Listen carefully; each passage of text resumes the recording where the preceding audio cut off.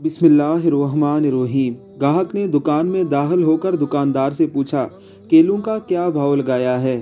दुकानदार ने जवाब दिया कि केले 12 दिरहम के हैं और सेब 10 दिरहम के। इतने में एक औरत भी दुकान में दाखिल हुई।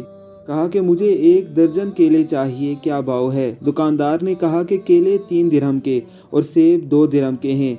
औरत ने अल्हम्दुलिल्लाह पढ़ा और दुकान में पहले से मौजूद गाहक ने खा जाने वाली नज़रों से दुकानदार को देखा, इससे पहले कि कुछ ओल फोल कहता। दुकानदार ने गाहक को आंख मारते हुए थोड़ा इंतज़ार करने का कहा। औरत खरीदारी करके खुशी खुशी दुकान से निकलते हुए बड़बड़ाई, अल्लाह तेरा शुक्र है, मेरे बच्चे इन्हें खाकर बहुत खुश होंगे।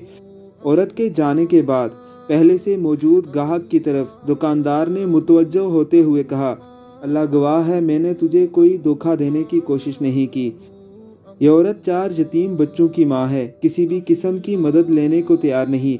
मैंने कई बार कोशिश की और हर बार ही नाकाम हुआ हूँ। अब मुझे यही तरीका सूझा है, जब कभी ये कोई चीज़ लेने को आए तो कम से कम दाम लगाकर चीज़ दूँ। मैं चाहता हूँ कि इसका भरम कायम रहे, इसे लगे कि वो किसी की मोहताज नहीं। मैं ये तिजारत अल्लाह के साथ करता हूँ, उसी की रज़ा और खुशनुदी का तालब हूँ।